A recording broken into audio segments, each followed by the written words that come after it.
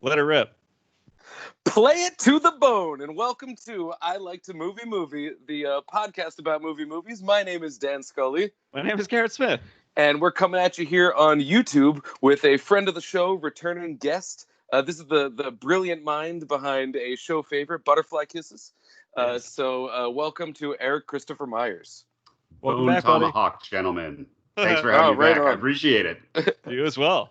Thanks for coming, man. My pleasure. You guys put on a great show, and you're awesome people. So any chance to shoot the shit with you is a welcome thing to me. I can't wait until we all can hang out Yes. around each other. You know, like high There was- five and things. There was gonna that be real loose fun. plan just before this all started that I remember of maybe going down to visit, and then that all fell apart. It was a wonderful loose plan, but I think that right now all loose plans that everybody's sort of, tentatively batted around in their lives need to become concrete plans. Yes. Because this has been the most, pardon my language, fucked up fucking year of Dude. anyone's life. So good things need to happen. Barbecues, beverages, adult beverages, and all the high fives and hugs. Yeah. Absolutely. Into that. As soon as we're able, I'm in. As soon as we're able. It's coming. Sweet. I know that, I guess we could talk about it a little bit. All of the theater chains are unveiling their, whatever their COVID safety measures are going to be as they open up. I know around us in Pennsylvania, the local theater chains are going for July 10th or July 15th. Right. But they've all unveiled some plans that mostly sound good, but there's been some discussion as to whether they'll require masks for customers. Yeah. So, I don't know. What do you guys think? I mean, AMC just reversed their whole thing on that, and so they are going to require masks. Which it's amazing. Social pressure's working. Yeah, it's like it's coming out hot right now. Sounds But good. But go ahead, Erik. Is staff actually going to enforce that? That's the question. That's the how question. many times do you go out to a public venue and you're wearing your mask, you're doing everything the way you're supposed to, and all the signs are there on the doors and whatnot, but people are walking in and out without masks on. So sitting there in a dark movie theater with a whole cluster of people, dude, it scares me. Anytime I go out, there's a guy that walks into the store I'm in and just goes like this as he walks in. You know what I mean? yes. And it's like that's not enough. I made a joke earlier. If the theaters will enforce the mask policy as well as they enforce the no texting policy, we should be good to go, right? Absolutely, because everyone has, they mind that despite the disclaimers that come up in advance. No one's gonna enforce this, and that's the whole problem with COVID and anything for that matter. It's a question of we have this social contract that we're not going to drive drunk, we're going to wear our masks, we're not going to shoot one another, and yet that is completely dependent upon the behavior of other people. And if you are, placing your life in the hands of people who don't give a shit about you and can't see beyond themselves, that's a dangerous thing. What's the quote that literally every mother who has ever existed says? It's not you I'm worried about. It's those other people. Yeah. I think my mom said that 100 times, and you know what? As sad as it is, she was very wise to remind me of that. Yeah, well, here's my hot take on the whole, especially the AMC thing in particular, that I am worried about is that because they started with you don't need a mask, which is a bad place to start from, and now have very publicly reversed their decision and said, we've listened to the public, we've listened to you, now everyone will be required to wear masks. Most of the public will go, oh, it's safe now, I will go see Tenet. Where if they had started from where they should have started from, which is masks, I think everybody would still be like, yeah, but what the fuck? We're not going to movies, right? Like, none of us, it's not time to go to movies yet. Like, we're not doing that. But now because they've very publicly taken a positive step towards safety, I feel like it gives the illusion of safety to people going like, oh, yeah, okay, well, great. Now I will go to the movies tomorrow. And also, too, I think because them requiring masks was a bit of a response to people saying, hey, we're still not going to go. You need to do better with these rules. There is now going to be, as we do with everything, the people that will be like, oh, they only told us to put on masks because people were whining about it. Yeah. And then they whine the other way. And then, we all get into it. It raises the whole other question of a lot of people have been out of work for a long time. And so, yeah, Tenet's coming out, and movies like Wonder Woman have been pushed back to the end of the year. But a lot of people aren't going to have the disposable income to go and spend what we all know are ridiculous ticket prices. Right. And, I think we can all agree as cinephiles, as people who love the theatrical experience sucks now. It really sucks for the reasons you're talking about with texting, with the fact that, we've all got big screen TVs and, surround sound systems in our home. People just take theaters for granted. And so there's really shitty behavior. It's like $20 a person, $25 a person to go see a film now. And you can just wait 3 months and buy the, 4K Blu-ray for less than it would cost for you to go out with your friend or your date or whatever. So when you think about the sheer number of people who've been out of work, who's going to have that kind of money to spend on going to see films? So it's like, on the one hand, is this a situation where the theater chains are opening too soon and it's going to spectacularly backfire, particularly when you say, okay, only 50% capacity. AMC is not going to be raking in a lot of money. But then on the other hand, does that make it better for people like us when the teens who, would normally be texting through the movie might not be there because they don't have their allowance money? Yeah. That's interesting. I wonder, I imagine they're weighing it against the metric of people that just want to get the fuck out and do something, anything. And I think that's a really strong driver. But at the same time, I don't think it's strong enough to outweigh the fact that going to a theater right now is just simply not a desirable experience. Yeah. I want to see Tenet as bad as everybody else. I'm considering renting a hazmat suit. But it is, there's just, I need more to actually come out and do it. I have a great example of this that happened right at the beginning of quarantine and relates to what we want to talk about today. I had tickets to go see Friday the 13th, Part 3, in 3D on 35 millimeter in a movie theater. And this was like the weekend of like March 10th or whatever weekend that was. And I was like, I'm not going to do it. I'm not going to go to a movie theater. I just can't. I can't go to. Now, I know you went, Dan, and it turned out, I did go. Fine. Yeah. And actually, the thing is, because the only reason it went as well as it did is because so many people were smart to drop out. Yeah. That it was not a full theater. I don't think I got within 6 feet of anybody at any point. Yeah. But this was also early on when, it wasn't as scary to go out. We hadn't put anything in place. So I was like, all right, I can't miss this opportunity. Well, so that's my point. I gave up a great opportunity for a thing I was dying to see in a format I was dying to see it in with the particular crowd I was going to see it with. I gave it up because I was like, I'm not endangering myself to go fucking see this movie. Like, I'm not. So I'm definitely now where we're at with this thing. Like, fuck no, I'm not going to see Tenet. Oh, yeah.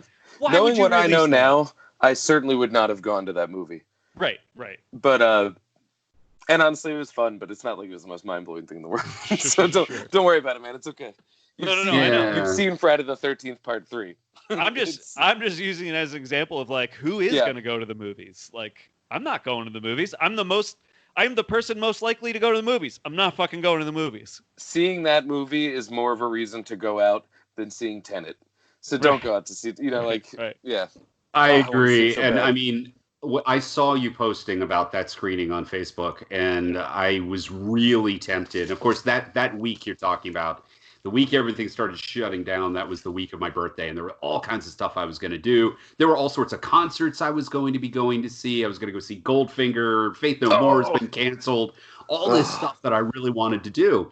And the only thing, that I was able to sort of fall back on was I went, okay, I have Friday the 13th. Part 3D on Blu-ray. I've got stereoscopic glasses. I can watch this at home. But having that theatrical experience where it's not the kids texting, it's a boutique screening. You're seeing it with people who are just as into it as you are. That would have been 9/10 of the reason to do it. We got to get you up here for an Exhume screening sometime, man.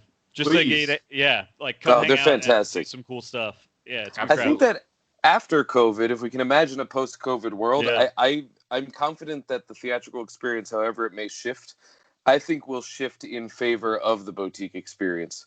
Because, frankly, if Exhume doubled their prices, I would still go to all of the same events. Yeah. It's whatever it is, that is going to be the thing that I think stays alive, and I'm hopeful for that. I think theaters are, of course, going to stay alive. Yeah. It's almost too big to fail conceptually, whether the money backs it up. There's always going to be movies.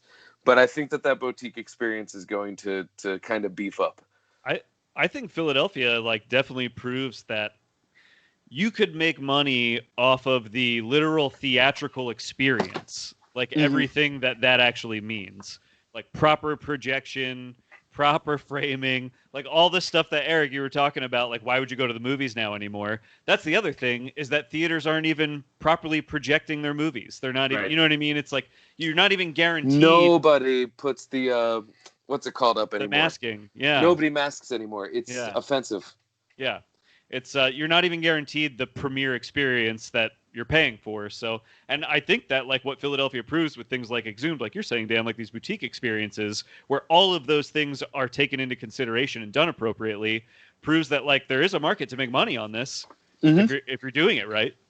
There is. You just gotta care.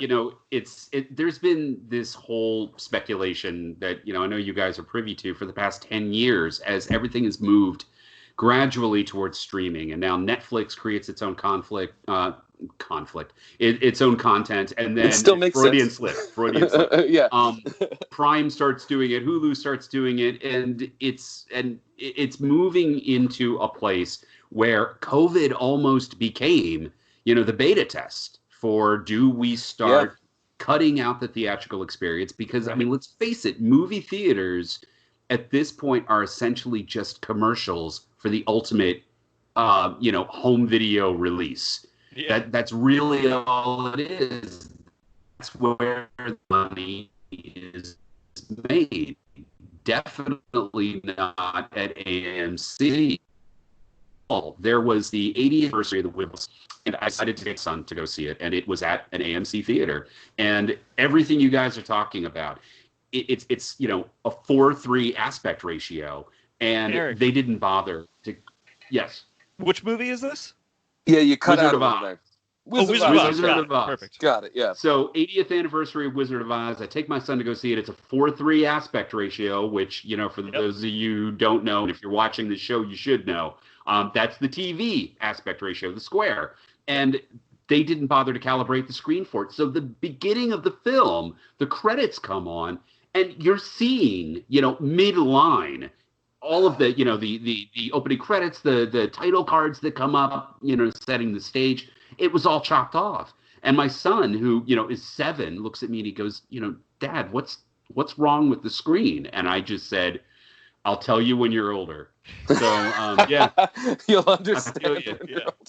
Yeah, it is disappointing. The It's theatrical experience has declined. Every once in a while, I get a golden one. We do have some pretty good theaters in Philly. It's pretty good. We do.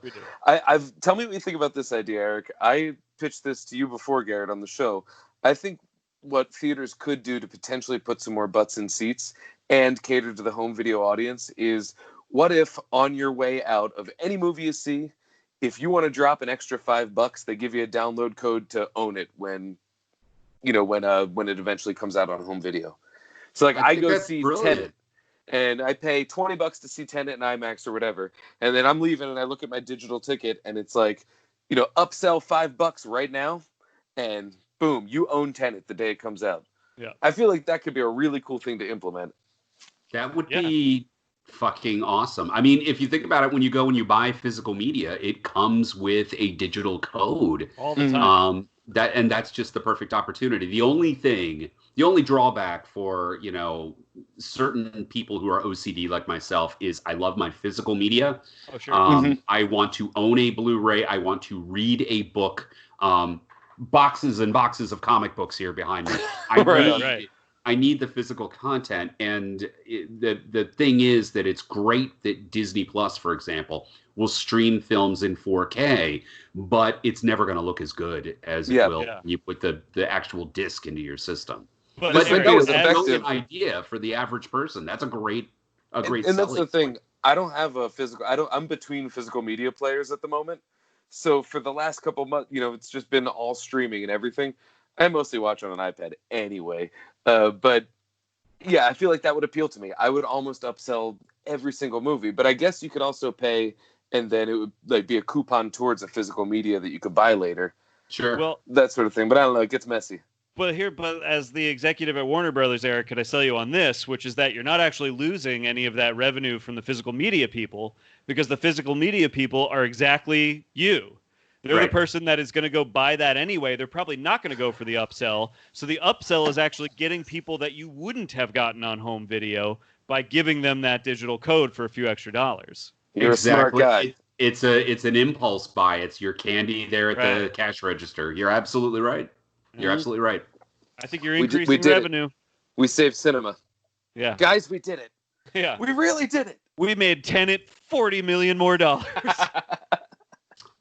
If that turns out to be a secret 9/11 movie that people are hinting at, it's going to be something. Holy but shit. I don't even think know what that's you're true. talking about, but that's insane. There was, because Christopher Nolan apparently blew up a real plane, and so then it just kind of went around the film circles. Like, is he going to, it's a time travel heist kind of movie. Is he going to do a movie about undoing 9/11? And isn't it also supposed to be a stealth Inception sequel? I've heard as that well? too. I've heard that too. I will say, every production still I see, those fucking suits look like they're made of paper, and like they're from early aughts. Let me just test it out, guys. All right. Will it fall? I feel like the suits look terrible in those I don't know if anybody agrees with me on that, but the suits look oversized in a way suits haven't in like 20 years.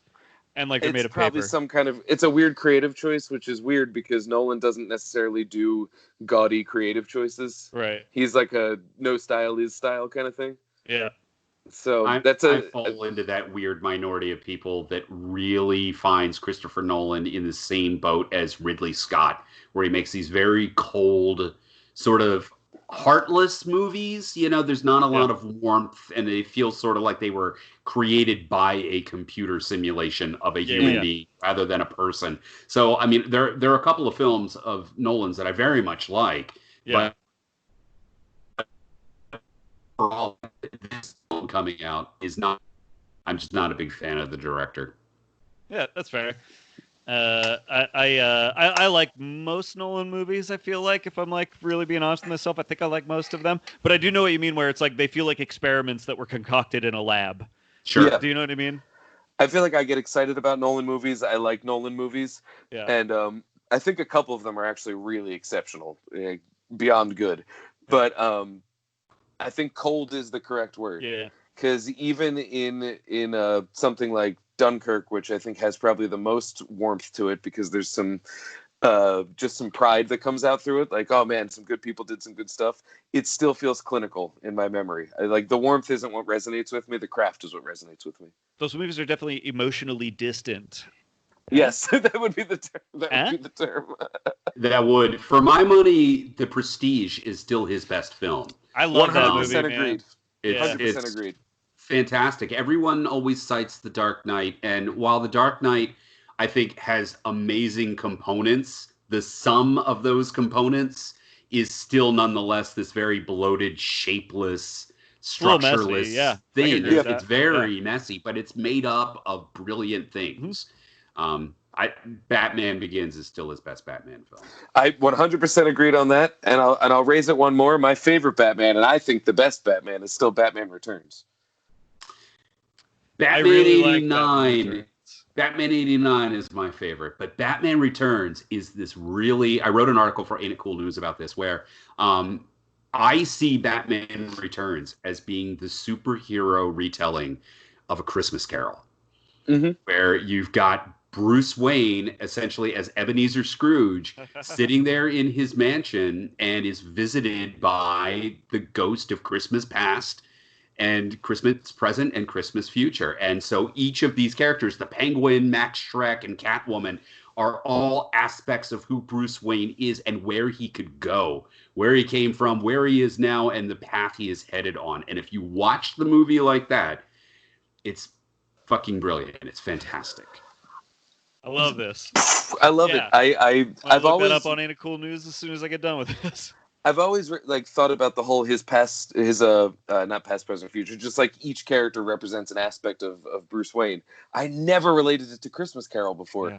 Even we did a whole episode just talking about it being a fucking Christmas movie, and we never even got there. No, we didn't. Oh, right on. I could be totally talking out my ass. I've never heard anyone, affiliated with the production, Daniel Waters or Sam Hamm or Tim Burton, say that. But when I watched the film, I'm like, it's a valid reading of the film. And the best films, and I know we're going to be talking about one that is very open to interpretation, particularly a very homosexual interpretation. Oh, yeah, sure. But the movies in which you have all of this room to sort of speculate and come up with readings that are perhaps off book are the best films to talk about and the best films to watch and think about. Also, I'm gonna tell the Christmas Carol using Batman characters is the most Tim Burton thing I've ever heard in my goddamn life. Of course, that's what that is. There's no way you're wrong about that. And the guy who wrote it, he also wrote Heathers, and so it's someone who's keyed into these kinds of things.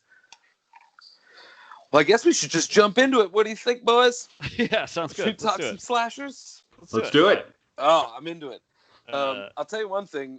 I watched both the Crystal Lake Memories and Never Sleep Again documentaries over time, and I'm very glad I did. I mean, they're very just straightforward and workmanlike, but I learned quite a bit.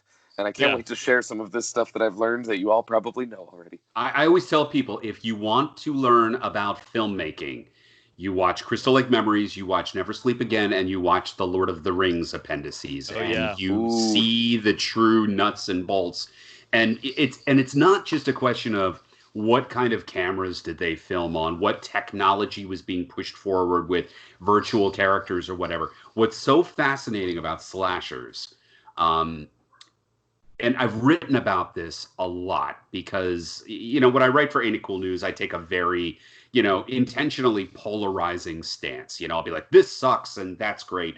All with an eye on getting discussion and feedback, and all of that sort of stuff. But I love these films. And one of the reasons I love these franchises, particularly the slashers, is because they were made to make money. And each one is a direct response to the one that precedes it. What hit the cultural zeitgeist, what made us money, what got us a Dokken music video and sold soundtracks, but also what were the other slasher movies doing at the same time, and trying to chase those trends. And so they're not so much a continuation of a progressive storyline. It's sort of, peeking, over your crib sheet and seeing what the person, taking the test across from you is doing and trying to one-up them or rip them off. And these movies become batshit insane the further down the path you go from the original, model. Yeah, and go for it, Garrett. I'm sorry. I think you're saying this, which is you're not even just talking about within a franchise. You're not just talking about Friday the 13th Part 2 responding to what worked about Part 1. You're talking about within the context of slashers, the trends that start happening and the way they start to respond to each other. For instance, we just did an episode on the Cube franchise, and we talked about how Cube Zero is a post-Saw Cube movie. Saw was one of those movies that suddenly, no matter which franchise we're talking about, the horror movies made in the wake of Saw all sort of took on a Saw-like atmosphere and appearance and all that kind of stuff. Because of, I think, what you're talking about, the way they respond to these kind of intertextuality within each other. Yes. Saw itself is a response to Cube. Right. Cube paved the way for Saw, which paved the way to change Cube. But last summer, I did a whole long series where I just went through all of Halloween because I had not seen any of the later Halloween movies.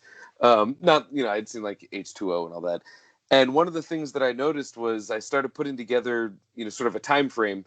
When did this one come out? And whereas Friday the 13th was a direct response to, we got to cash in on Michael Myers kind of stuff. The later Halloween entries suddenly became a little sleazier, the way that Friday the 13th movies are. They suddenly became a little bit more about the titties, and you just could watch it kind of converse with one another. It was very, very interesting to see, especially in a world where you consider Halloween the classy slasher, and but ain't nothing too sacred for money. No, that conversation happens. Yeah, and that's the thing. You have to remember time and place with these films. So I had I had a friend who had not seen any of the big three, Nightmare on Elm Street, Friday the 13th, and Halloween. Yeah. And so I was like, okay, I'm going to show you over the course of an epic series of mini marathons, all of the films in each of the big three. And we're not just going to watch them one after another. We're going to start with, one franchise, watch that all the way, and then we're going to do the next one, and then the next one. And as we go, I'm going to be pointing out where in time we are. So, there's Halloween first, but then Friday the 13th rips Halloween off, but adds lots and lots of, lots of gore and set pieces and stuff like that. So you then start seeing Halloween 2 becoming a clone of a clone. But then Nightmare on Elm Street comes along. And after that, we start introducing all these psychic elements to the Jason Voorhees mythos. And then, both Freddy and Jason have final chapters where we start learning all this backstory and lore. So now Michael Myers has to get his Cult of Thorn and all of these backstories and whatnot. He's got to meet up with Paul Rudd and get to the bottom of shit. Exactly. And we're not even talking at this point about, the movies that ripped Friday the 13th off. We're not talking about Sleepaway Camp and films like that. We're just looking at the most influential slashers and how they are, as you said, responses to the film that preceded it, but also what was going on with the other franchises at the same time. And that's why we start moving into aggressive supernatural music video tie-ins. You start seeing these trends. Does Jason have a music video? Alice Cooper's, he's back, the man behind the mask. Yes, that's okay. I was trying to remember because that's a lot. That was, I think, 6.5 hours. Crystal Lake Memories. So I watched it over the course of a few days. Alice Cooper, and I got that mixed up because Alice Cooper's also in Never Sleep Again because he's Freddy's dad in the flashback. Right. So it was like, I gotta say, I think the Alice Cooper song is the best of the slasher songs that got made. He's Back rocks. I fucking love that song. You're not into the Fat Boys tie-in with I like that song. I like that song. Rapping Freddy, I think, is the point where aggressively jump the shark. But Dream Warrior song is not only badass, but that was, and correct me if I'm wrong, the first music video where rather than showing a band a script or giving them a log line and having them write a song, Dokken was recruited to write the song, and then actually we're filming the music video on set as Chuck Russell is directing the Dream Warriors movie. That's incredible. That's amazing. The actors interacting with the band and whatnot. Yeah. It's really crazy. In the documentary, they check in with Dokken present day, and they're older guys. They're still rockers though. They still do the stuff. And the guy was like, hey, you take this job where you have to write this song for Freddy, and they give you notes on how to write it better. He's like, anytime we do a show, it is the first and last thing everybody wants to hear us play. And he's like, I can't even hit that note anymore, man. He was couldn't do it. It's fantastic. Do you guys remember that this all eventually leads to Creed doing a song for a Scream movie? One song for Scream 3 and then another one for H2O. Oh, I did not remember they did one for H2O. I did not remember that. Yes. What was the Scream song? What if I... Yeah. I still remember... Mark Tremonti's a very good guitarist. I'm just gonna leave that out there. He's very talented. Remember the music video for that is I think the singer of Creed in some kind of attic space with a lot of clothes, and the Scream guy is just running through the clothes trying to stab him. I'm pretty sure that's the music video. I think I'm right about that. Poor Scott Stapp. Yeah. He couldn't figure it out. I do want to mention that the moment you guys mentioned that you referred to Scott Stapp, there was thunder outside my window. So we have pissed God off this evening. That's amazing. I'm pretty sure that's how most Creed music videos start, is with him on a cliff, thunder striking. Yeah. Can you take me high? Yeah. It's all inspirational, except now not really that inspirational. I don't feel it inspires you not to listen to Creed. So yeah. I will admit there was a period in my life I was in about the 7th grade where I did fuck with Creed a little bit. I had a Creed poster on my bedroom wall when I was a 6th grader. There you go. I fucked with Creed. I fucked with Kid Rock. I'm done. I can't do this anymore.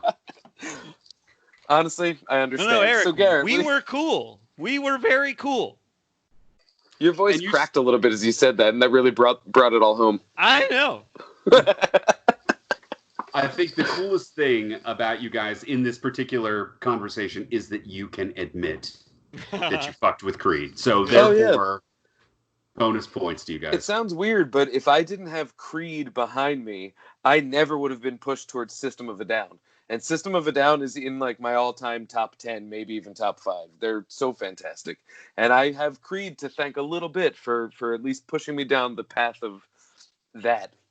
Okay, at the risk of sounding like an old man yelling at a cloud, I think I'm a few years older than you guys. I have a bit more white in the beard. So I am of the grunge generation. You know, I was in a terrible garage band when Alice in Chains broke and Nirvana and all of that. I was going to Lollapalooza and seeing all these bands. So for me, once that, you know, post-grunge, shitty late 90s phase of alternative rock kicked in, bands like Creed were, you know, by my estimation, I was like, this is poser rock. This is, you know, what MTV has become since Cobain committed suicide. And so I was not the right age or the right audience for that music. But at the same time, I was the right age and the right audience for Warrant, for Poison, for all of that shitty stuff. So we all have a Creed in our lives. And I think here's how I get to Creed is our generation. For example, I am very ashamed to admit, you will be like, holy hell. I think the first live concert I ever went to was Savage Garden. Remember Savage Garden? So that's time I need to see a face, just close my eyes and then you that's the radio. That's the radio I grew up with. So by the time we get to Creed, I'm like, oh, so this is rock and roll. You know what I mean? A weird thing happened. I made a tweet once, and it was like a very crass, like not even that funny tweet, but it was just me being like, and I saw someone liked it with like a check mark, and I was like, a famous person saw my tweet, and I clicked it, and that's how I found out that the lead singer of Savage Garden apparently follows my Twitter and is a fan of dumb, crass jokes. That's Savage awesome. Garden is still going. That is awesome. I don't know how it was found, but you know, so it goes. Cherry Cola. Cherry Cola. I believe the term now for all of the post-grunge alternative rock, we call it butt rock. If you search butt rock, it's become sort of the nom de plume for it. Yeah. Well, I had cock rock and you had butt rock. But I'm gonna be totally honest with you guys. You know, one of the concert tours that got my attention this year and was unfortunately canceled. You know, I'm going to see Social Distortion, Goldfinger, Faith No More, all these bands I love very, very much. Bad Religion, and I was like, ooh, Motley Crue and Def Leppard and Poison are all going to be doing like a cock rock festival. And I would totally go to this. I would totally go to this. Yeah. I would honestly go to that. That's probably a good time. Yeah. I, as a goof once, me and a bunch of the comedians I was working with at the time went to see a show that was, it was Fastball, Vertical Horizon. Oh wait, there was more. Yeah, Fastball, Vertical Horizon. Oh man, they're in every fucking 90s movie ever. And the singer's dead. Well, Smash Mouth was the headliner. Right. They co-headlined with Sugar Ray. Right. And but we went as a goof. We were like, oh, this is going to be hilarious. Who was and then every single band except for Vertical Horizon was just awesome. It was so much fun. Smash Mouth put on a fucking show. Yeah. I never could have predicted that. I saw that but in I'll middle never school. forget. Oh, nice. There you go. Mm-hmm. That's actually the best review of Smash Mouth. Saw them in middle school. Yeah. Vertical Horizon was huge for like 5 minutes. They had those two songs. There was the one that had Tiffany Amber Thiessen in the music video where she throws a vase of flowers at her reflection or whatever. And then there was another one. And then they just vanished, didn't they? Yeah. Yeah. I don't know what happened to them. Yeah. Weren't they like a vaguely Christian band? Am I thinking of the right band? Well, I think you might be. Sorry, I am trying to find it. Creed was vaguely Christian. Jars of Clay was also. It was definitely Christian. Yeah, I can't remember why. I think Vertical Horizon is vaguely Christian. I don't know. Whatever. I'll figure it out. We're talking I will about figure out who music this of that band is. era. I'm gonna yell. The band that just irritated the shit out of me during the early aughts in terms of movie appearances. Jimmy Eat World, The in every movie trailer for every teen comedy or romantic comedy that came out during that time period. It was everywhere. In the Middle might be the most played song on the radio of like my lifetime. I think it's the song I've heard just the most times. And it's not a terrible song. No, it's not Aggressively bland and I actually like Jimmy Eat World. I just think like that you hear. I mean, for that particular song, as many times as I've heard it, it's just like it starts to sound like it's one of those things that starts to sound insane. Do you know what I mean? Guys, it was the Gin Blossoms was the other. Oh, nice. And it was funny because when Mark McGrath, who emceed the whole thing, he was like, this next band, this guy was the voice of the 90s. And we were like, the guy who was the voice of the 90s has long since died. And this is the singer that replaced him. So you don't know what you're talking about, Mr. McGrath. I mean, he also did say this next band made a movie. He said this next band made a movie called Shrek 3. And then he brought up Smash Mouth. That is a quote. So Mark McGrath isn't dealing with the full set. It's amazing. Yeah, but he looked great in underwear ads. Yeah, you know. So I mean, there was that. But yeah, that was a bad time. Gin Blossoms and Goo Goo Dolls and I love the Goo Goo Dolls. I must have had at least 3 of their albums on compact disc. Well, if I may, the Goo Goo Dolls, I believe, did much of the music for one of the later Elm Street entries, and now I'm forgetting whether it was Dream Master or Dream Freddy's Dead, the final nightmare. Freddy's Dead. The 6th one. Yes, that's right. I forgot about that. A lot of Goo Goo Dolls back when they were in their pre-ballad phase. Yeah, and right. So it's like it was that sort of chasm that happened very briefly in '91 between glam rock and grunge. Yep. And so they were. I mean, they at least sounded like they were. I remember seeing that movie in the theater and going, "Wow, this is the first Freddy movie that doesn't have either really bad hip hop or really bad hair metal." And this is kind of cool. This is kind of, this is kind of cool. Yeah. And then, they fell into the same trap as like the Red Hot Chili Peppers ballad. That ballad became huge. In part, happened to Metallica as well. We do something so different for what we are known for, and everyone loves it. And so now every fucking song we write afterwards. That happened to Sugar Ray too. Sugar Ray used to like thrash a little, and then they started getting all acousticy and soft, and then they fired DJ Homicide, that was his name, and they turned into Sandals and Socks Rock. The first Smash Mouth album is like kind of a fun album with like weird songs about like getting drunk on it, which then that's a good album. They immediately become like a Disney band after that. You know what I mean? It's Bare Naked Ladies too had some like interesting stuff when they were younger and became kind of like a Disney band. Yeah. So good. Well, that's let's bring it back once again to the topic at hand, where we first started the idea for doing this show was talking about slasher villains and how they change over their lifetime. Can they possibly sell out? Do they change their MO? Do they change who they are and what they mean to us? And I think the entry point here is naturally Freddy, because he went through quite a transformation and became probably the most, at least interactive icon amongst all the slashers, not least in part because he speaks. Yeah. I mean, I think like the 4th Elm Street movie in particular, like shifts him into that like stand-up comedian version of Freddy. That kind of takes over that character, right? The Rennie Harlan one kind of has all those like weird like puns throughout. Yeah. Well, I'd say that starts in Dream Warriors in the 3rd one.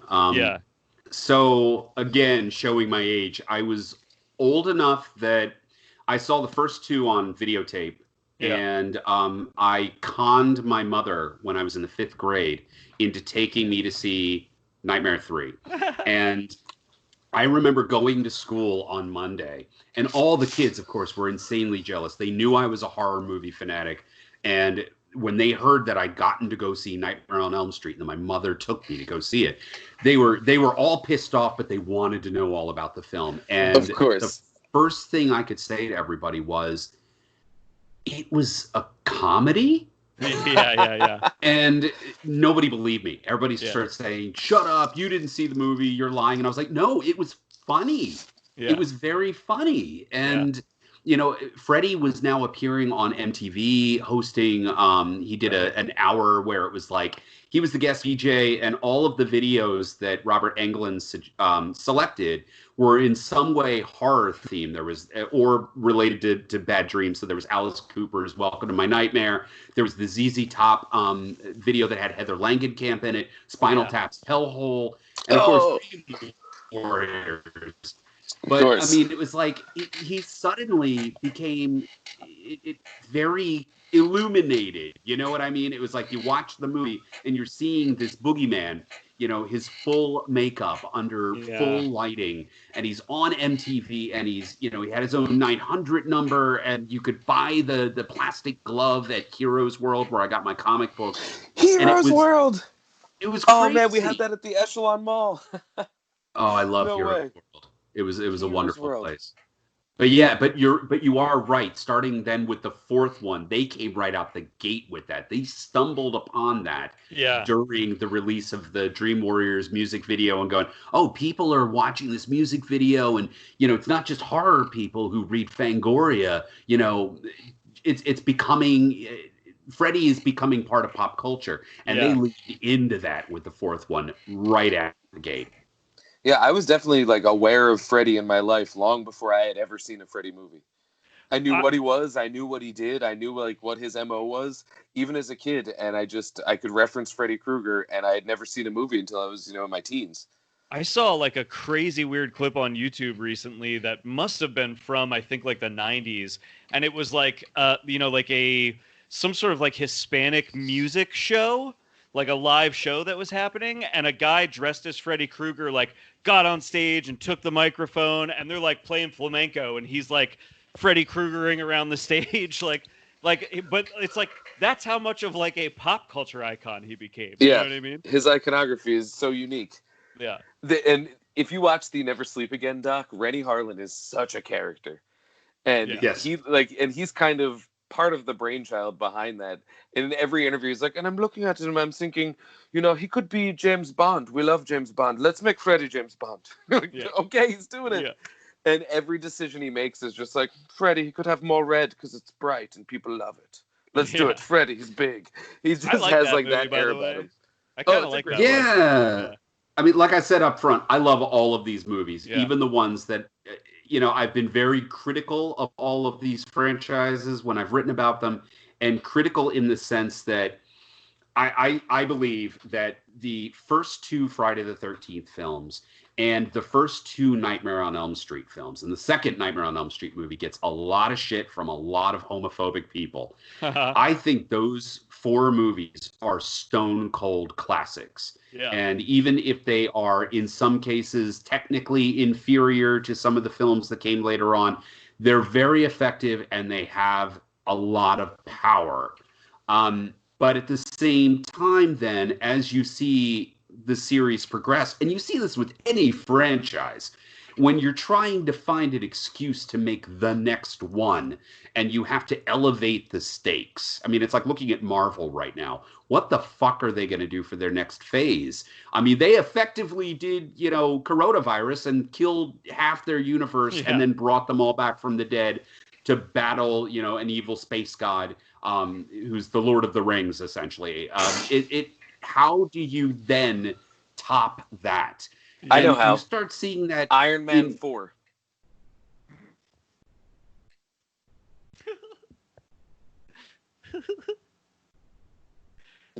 So anyway, right, move on. But you see that in microcosm with these much smaller films, and it's how do we, keep this story going? And it becomes progressively more batshit insane as you go along. Yeah. And so I love these films, but what they do eventually to Freddy, to Jason, to Michael, to Leatherface, to Chucky, to any of these characters is to make them the heroes rather than characters that we are supposed to be afraid of. Mm-hmm. And Freddy is absolutely the most a victim of the fact that Robert Englund is a goddamn national treasure. That man is amazing.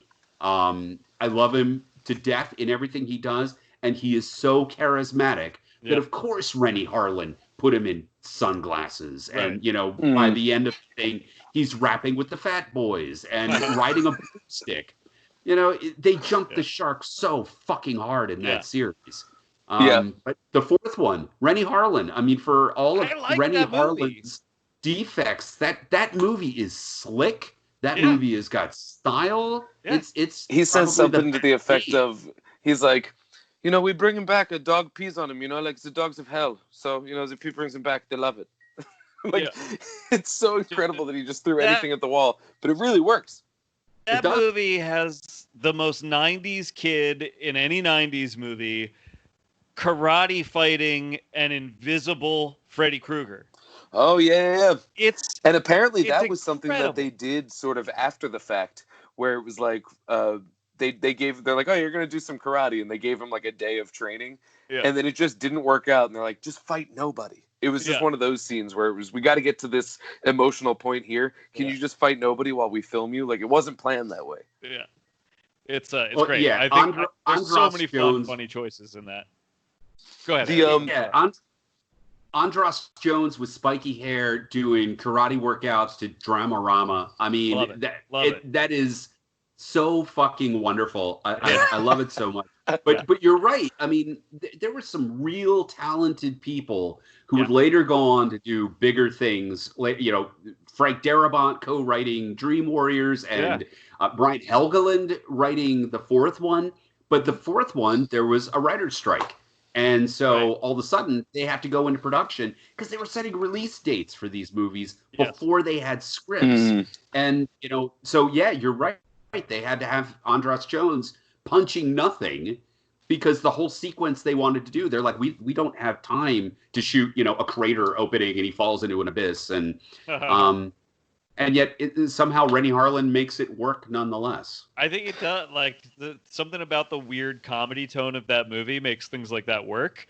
And it's also like, it's one of those things where it is following 90s trends so hard that it becomes like a very interesting artifact of its time in some weird way. Like that's actually part of what's so entertaining about that movie. Well, it is a bit of its own. Oh, that's fascinating. Yeah, I forgot that because I always think of it as a 90s movie because of all the karate. Karate feels like such a 90s thing to me, but that does start the late 80s, yeah. Karate is timeless, sir. Yeah. It feels the most 90s, I think, of all of them. And, of the I'm including the ones that were either at the very end of the 80s or made in the 90s. It's very... So I feel like New Nightmare feels most 90s as I understand the brand 90s to be. But because that movie is so singularly brilliant, I think that's just truly perfect movie. It doesn't feel as funny to look at it and go, oh, it's very 90s. But there is so much, it's dripping with 90s. Yeah. Okay, then I want to ask you both. All right, so Wes Craven's New Nightmare. Do we legitimately like this film? Yes. Okay, because I think I admire what it was trying to do more than I actually like the film. My first time watching it, I felt that way. But with time, I started to really appreciate it. I feel like from minute to minute, it is either brilliant or kind of dopey. And I keep vacillating from minute to minute. And I think Scream is the better film if we're going to talk about sort of a meta examination. 100%. Totally agree. I think what I don't get about... Go ahead. Well, with time, the reason why some of those, because it does have a dopey feel, but those dopey elements are the things that I'm referring to when I say, look at that looks like something from the 90s. And so the kind of, as time passes, the mixed nostalgia factor for a time gone by and for what movies looked like at that time, mixed with the fact that I think it's truly brilliant, has made it grown into a thing that I just think is, like I said, perfect. I love that flick. So for me, the reason I like New Nightmare so much is I agree with you that the meta horror movie that Scream is better than the meta horror movie that New Nightmare is. But I really like New Nightmare as honestly I think I like it in a context way more than maybe an execution way. Like as this great horror director who has gone on to become a very renowned horror director by the time he makes that movie, returning to the franchise that really made him famous and using that franchise to explore the horror of adulthood as opposed to the horror of, the teenage years or whatever. And while simultaneously commenting on the continued life of the franchise. Yeah, well, that's what I mean. I think the cheesy elements of it work really well because I think that's him going like, this is what this has become. Like, I understand what the thing I've made has become. And so he brings that into it. He does try to utilize some of the sillier elements, I think. But he also, the thing that really sells it for me, honestly, is that I love the Freddy design in that movie. I think it's the scariest Freddy has ever looked in any... Like, Freddy is legitimately scary in that movie to me. He's not a burn victim anymore. He's a demon. Yeah. He's got a different structure, If you look, the glove that they have redesigned is the design that is used on the first film's poster art of Nancy as we're, bird's eye view and there's a claw in front of her face. Yeah. I think that's very brilliant. The leather pants, though. Yeah. I don't know about the leather pants. That's fair. But that's a 90s element, though, for me. Yeah. I mean, Friends had a whole thing. That Ross hat, had leather holy pants. shit. That hat does everything. And with the trench coat, it's fantastic. If there's a problem that I've got with the movie, and where I think it could have been better, is that I love Heather Langenkamp. I was so happy to see her come back. She is a stone cold fox in that movie. She's wonderful, and she's great. But I feel like the Heather Langenkamp story should have been more of a supporting character. How do you do a film in which we are talking about the real Freddy who is emerging from celluloid into reality and not have the protagonist be Robert Englund being confronted essentially by his shadow self? Yeah. And especially with him being, as you brought up, such a charismatic actor himself. He would crush that. Yeah, he would crush that. It's like, you just made a better movie. Who is Robert Englund? Who is Freddy Krueger? Right. The way that not only does the world at large view the actor, but how does he view himself? How does he view his career? How do the people around him look at him playing, a child murderer who's on cereal boxes now? And how much of me feeds the character? What innate darkness do I have? That's the movie that I wanted to see. Honestly, I think you could still make that. Fuck New Nightmare. Shit, that's really good. Newer Nightmare? Like, you should pitch Newer Nightmare. Because I think Englund is still like he seems like pretty amble. Like, I think you could do it. I think you can make that movie now. Oh yeah. He said he's up for one more Freddy movie. So Warner Brothers, if you're paying attention, we're pitching Newer Nightmare. We are pitching Newer Nightmare. I still want, and I am begging for this. I grew up on Abbott and Costello meet blah blah blah, whoever it is, Frankenstein, Jekyll and Hyde, all that stuff. There's no reason why I cannot see Freddy and or Jason going up against Harold and Kumar. I need it. I want it. I think it writes itself. I could pump out a script this weekend and it'll be at least passable. And it's a concept that is too perfect. There's no reason why we can't just get Englund in, get us a Jason. I'll take Kane Hodder back. I'm into it, but it'll never happen. Too many rights.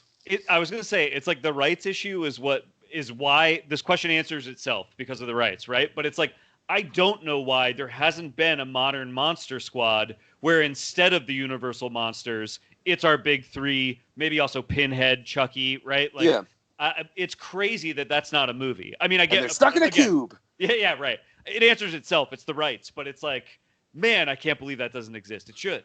It should. If they ever agreed to split the money, that's so much money to split. Yeah. A couple of years ago, when it was decided to, remake it as a cinematic series of films. Yeah. And at the time, controversial decision, at least among fans of the book, was made that rather than having the story take place in 1958 and 1985, we are now going to have it take place in 1989 as the kid story, and then 20 whatever for the adults. Yeah. And so as a result, a lot of the things that the kids in the book and even in the original miniseries face as manifestations of it are, not relevant anymore. The I was a teenage werewolf and stuff like that. Yeah. I could not for the life of me understand why there wasn't some attempt for Freddy Krueger or Jason Voorhees or Michael Myers, the things that we were scared of during that time period. Yeah. I'm sure that the rights to at least one or two of them, is some sort of cameo. I mean, I understand that we're talking about Steven Spielberg now, but I mean, they got Chucky for Ready Player One, yeah. right? Like, that's the only time I can think of that somebody successfully finally got one of these characters and used them as like the pop culture icon that they are in a movie. And honestly, it is one of the most thrilling parts of that movie is getting to see Chucky pop up in that context. Oh yeah. Man, I agree with you. It's surprising to me that they couldn't. Why wouldn't you do that? Because there must have been one that they could have got their hands on, right? Like, what studio made that movie? I'm trying to think. It was Warner Brothers, I want to say, that released it, and Warner Brothers owns New Line Cinema now, who created Freddy. But okay, so the Jason rights get kind of goofy. I know because at the risk of boring anybody that's watching this right now, we won't go down that rabbit hole. But the rights to the original film are not the same as the rights to Jason Voorhees as a character, and so. But at any rate, New Line put out 3 Jason movies. Yeah. Jason Goes to Hell, Jason X, and Freddy vs. Jason, and then they co-produced the Platinum Dunes film. Yes. Yes. I believe so. Getting Freddy and Jason in there seems like to me a no-brainer, unless again it was not a Warner Brothers production, which I'm pretty sure it was. Yeah. There was a rumor for a while that Friday the 13th was going to come back in the form of a found footage movie involving Jason. Personally, I think that's fucking fantastic. I would be completely into that. Where would you guys stand on such a thing? I feel like I am not as much a fan of found footage as you are, Dan. Eric, you and I have talked about this a bunch. When it works, it's great. Right. You know what I mean? When it doesn't, it's a turd. Yeah. Yeah. Right. Yeah.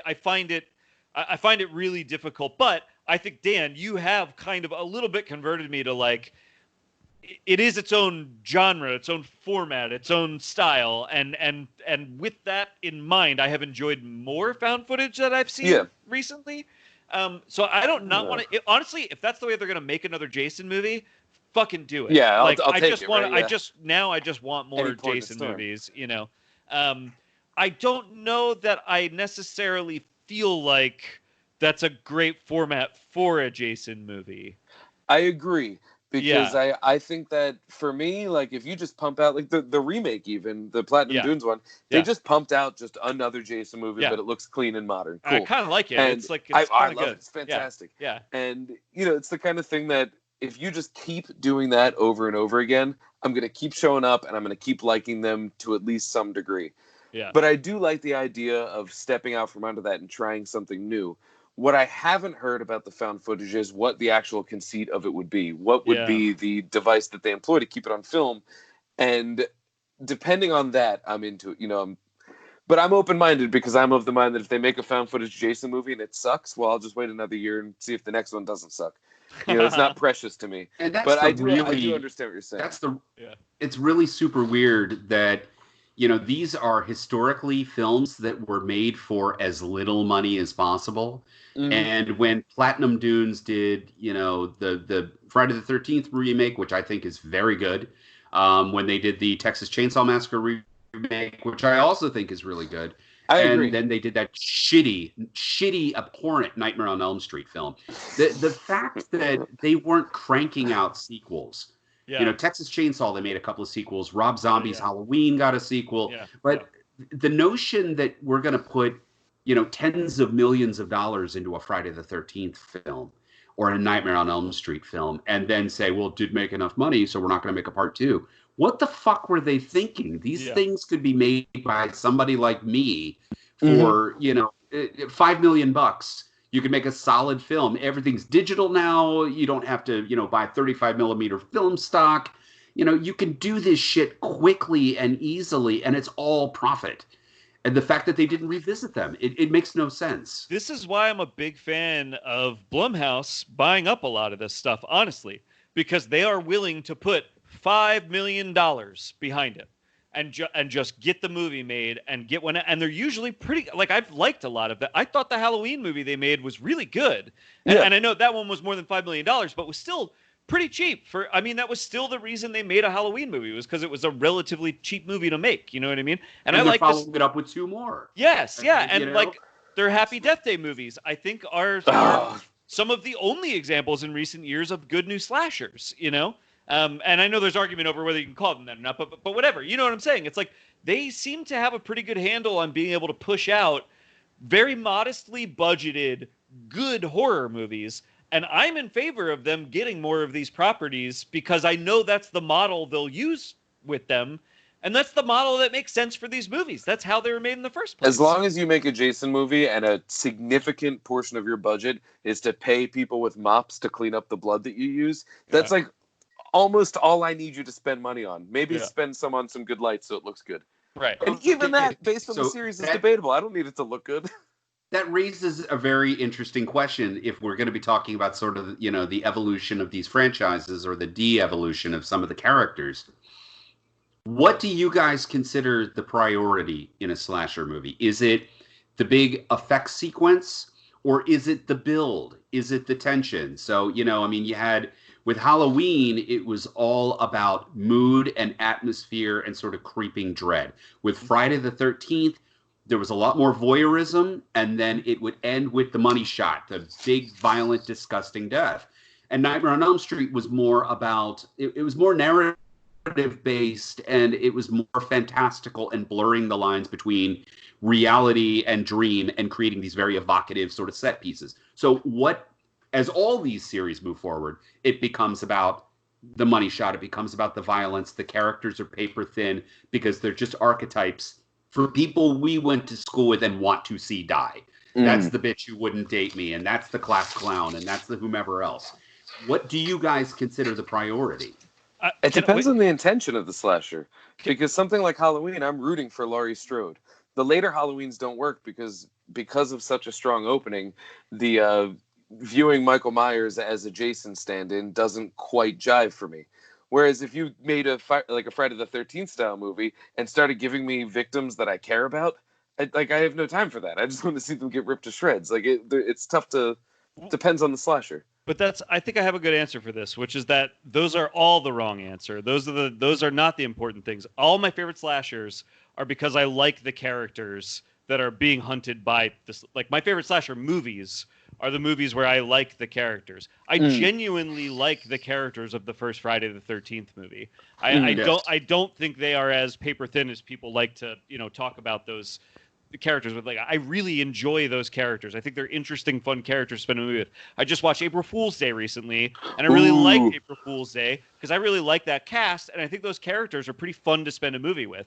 They're not. You should watch Popcorn. Popcorn has really fun characters, and that's a really fun slasher. Yeah. And my point with bringing up April Fool's Day is they're not even great characters. They're not necessarily like super interesting characters with a lot of depth, but they are fun characters to spend a movie with. I do like those characters. I think no matter which version you're talking about, slow build up and dread, or spooky, surreal, ghosts, or lots of blood and guts kind of set pieces, they all live and die on the characters for me. And so I think you can and that's how you can spend a little or a lot of money. You can spend a lot of money on a big effects driven, set piece driven one of these. But if I don't care about the characters, it doesn't really matter that much. I think the reason that the Friday the 13th remake is pretty good is because those characters are funny and fun to spend. They're not interesting characters. And they do that bait and switch too, where they give you two sets of fleshed out characters. Yeah, which is really fun. That's a clever narrative device. But those characters are funny. They're funny archetypes, I think, of the Friday the 13th characters. I agree that I think the characters must be written in an engaging way, even if they're not complete characters. And I agree, because I agree that the characters should be kind of resonant and all that.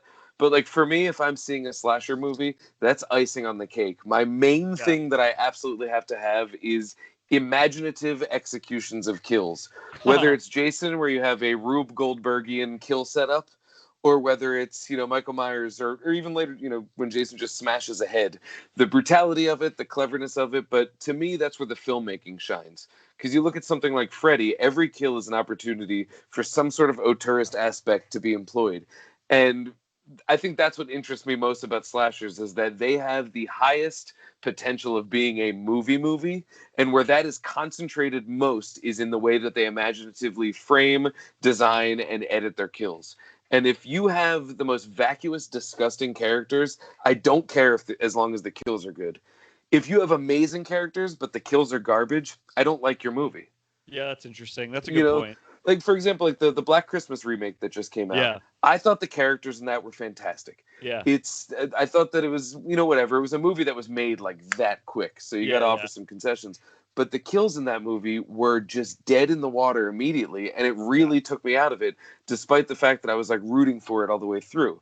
Whereas, vice versa, we go to maybe Jason Takes Manhattan is not the best thing, but like those characters there's no memorable characters from Jason Takes Manhattan, but he punches a motherfucker's head off, and like it's really well done and cool. So that's my anchor. Yeah, and everything that you guys, I'm sorry, go ahead.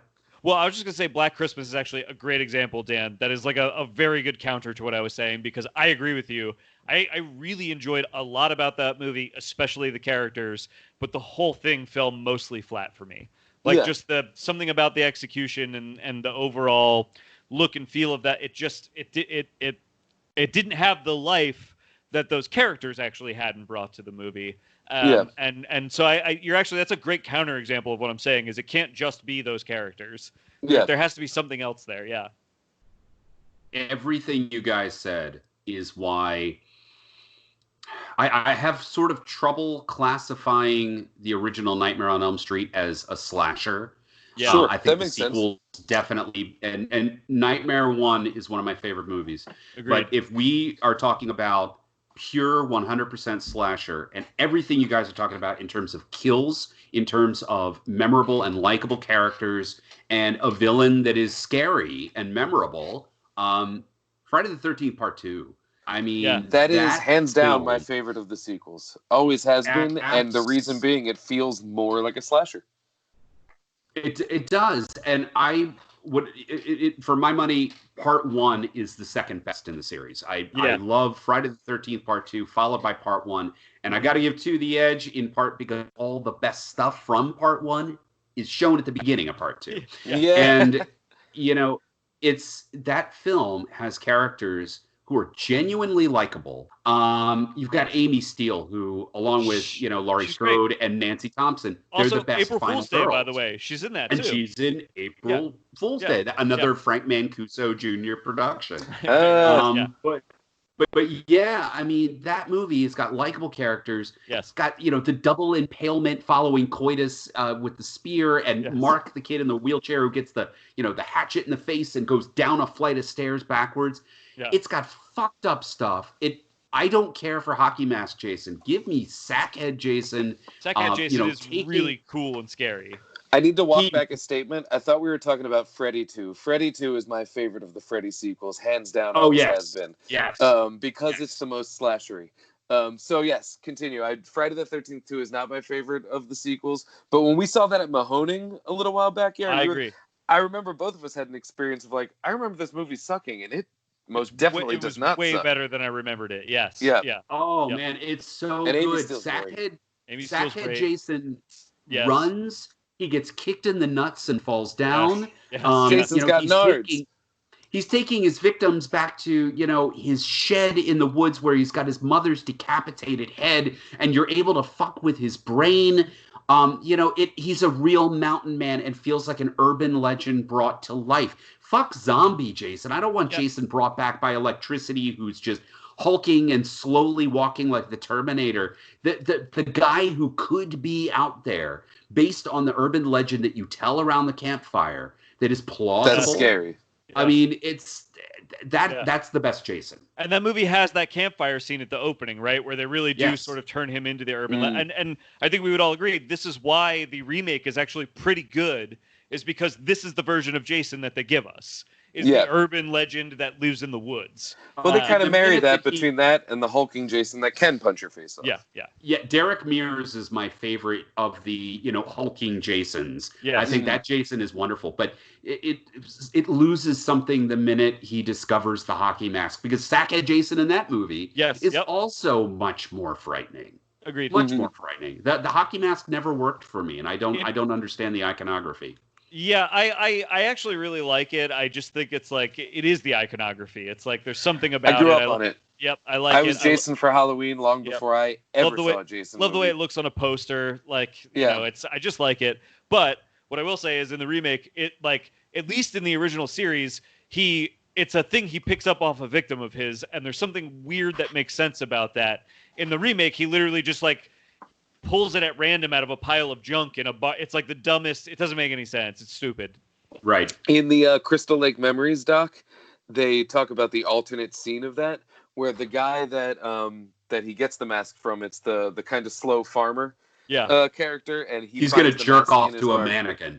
Yes, yeah, and he actually he's in a great episode of It's Always Sunny in Philadelphia called Sweet Dee's Dating a Retarded Person, and he plays Little Kevin, the rapper in question. I forgot that it's the same guy. It's the same guy, and he's fantastic. He's fantastic in that episode.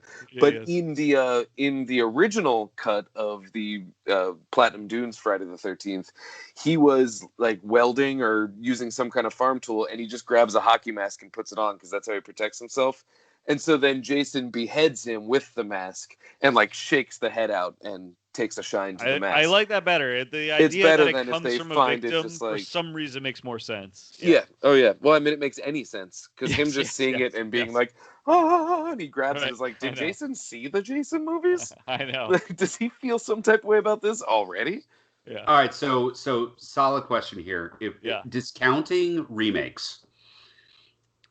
Looking at any of the big slashers you want to talk about, Jason, Freddy, Michael Myers, Leatherface, Chucky, any of them. Yeah.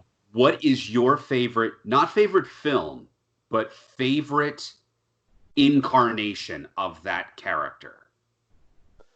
In what film is your favorite for each?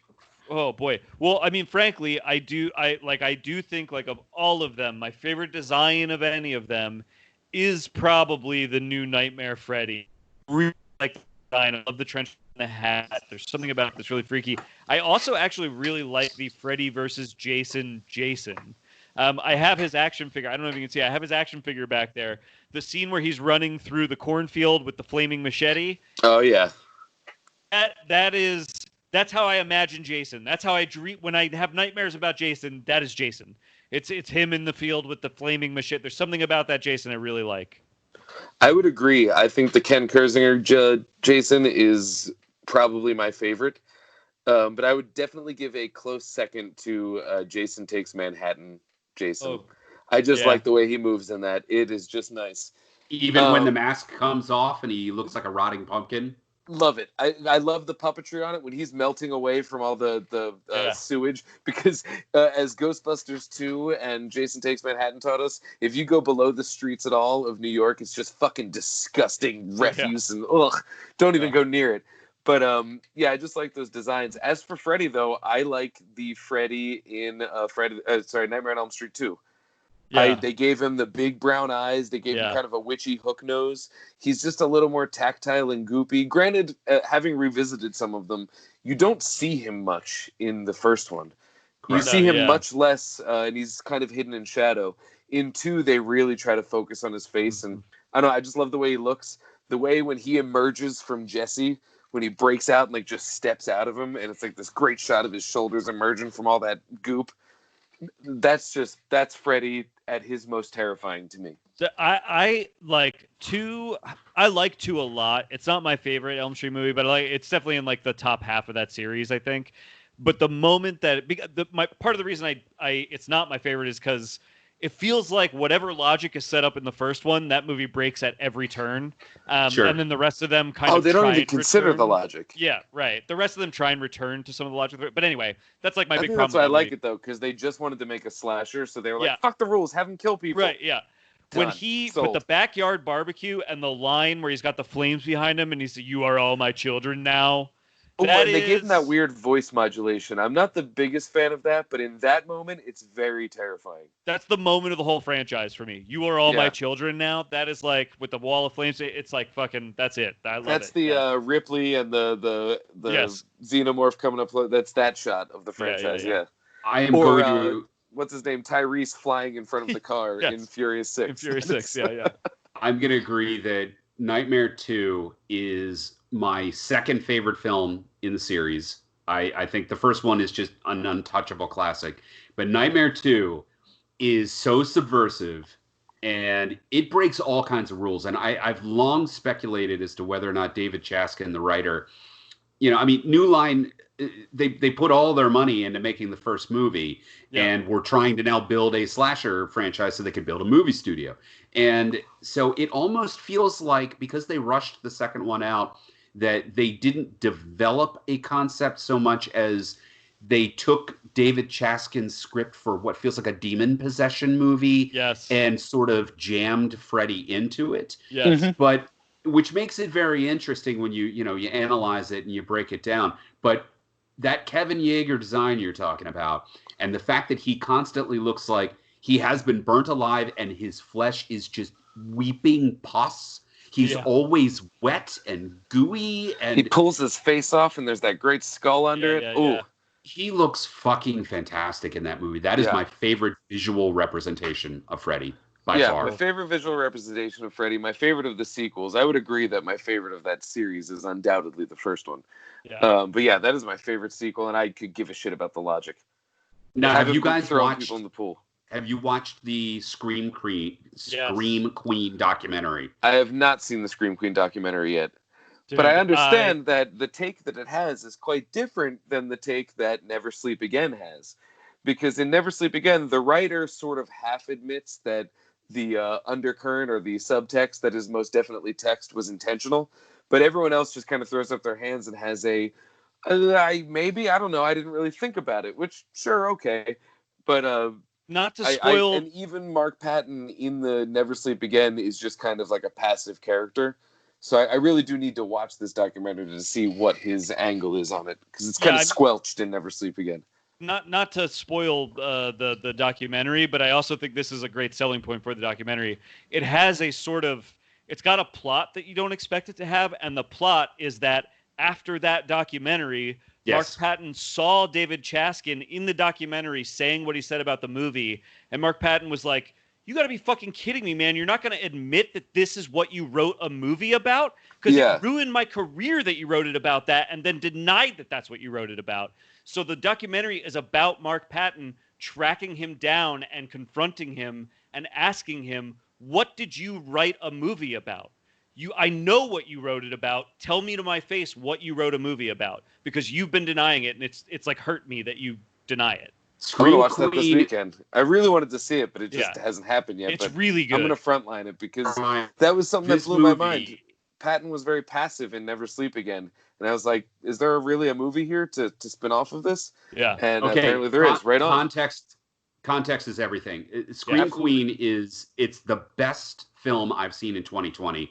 And they crowdfunded it, and it's been in development for a couple of years. And so getting to finally see this was really exciting. And it's an emotional and touching film because, as was said, it plays more like a sequel to Never Sleep Again than a standalone piece, because after Nightmare 2 happened and all of the, Rainbow on Elm Street sort of illusions and that this is a really gay movie. And Scream Queen shows fans at conventions shit-talking Nightmare 2 because of how gay it is. Yeah. I mean, when I was like 15 and first started seeing these movies, we laughed at it for that.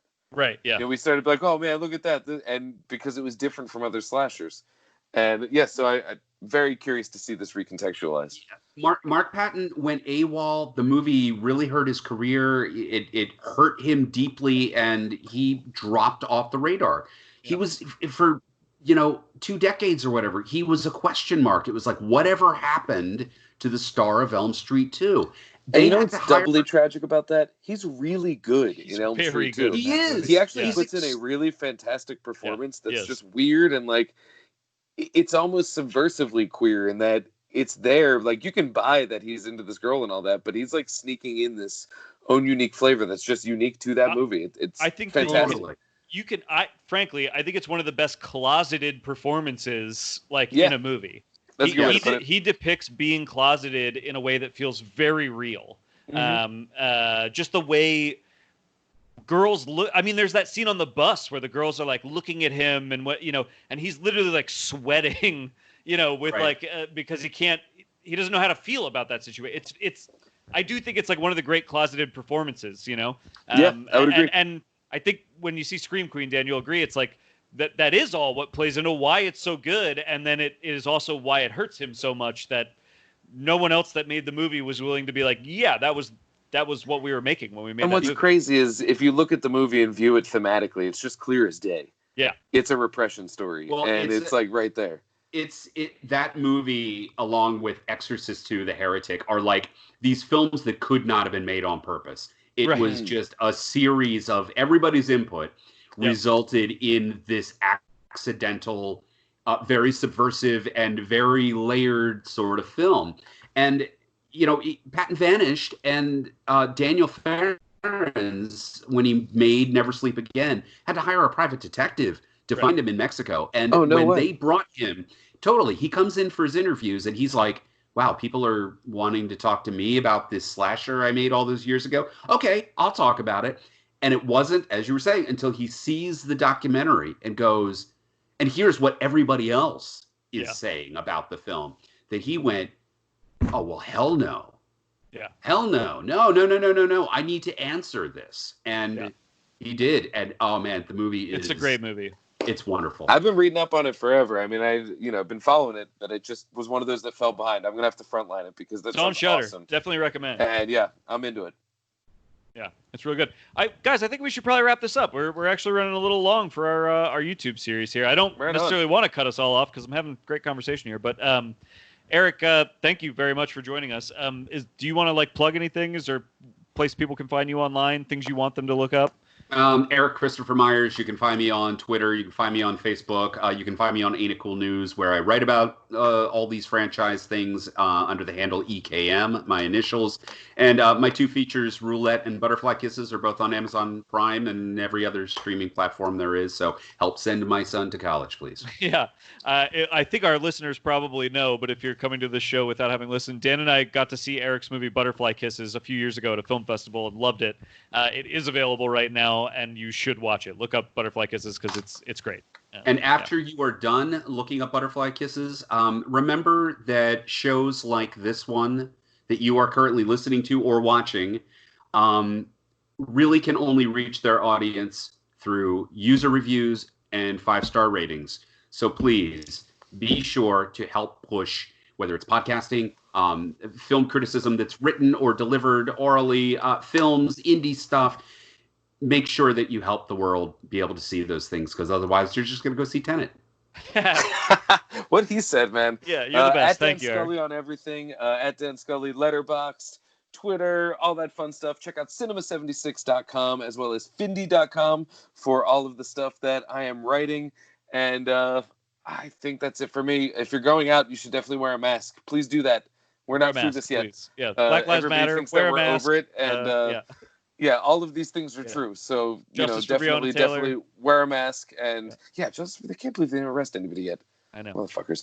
Anyway, so get out there, but do it safely. Yeah, you can find me on Twitter and Letterboxd at Philadelphia. That's with an F, on cinema76.com.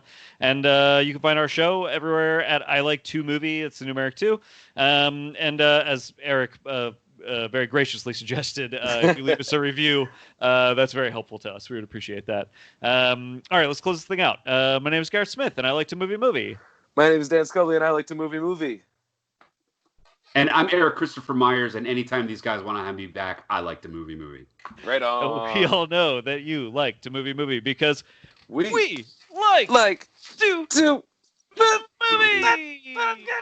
That movie.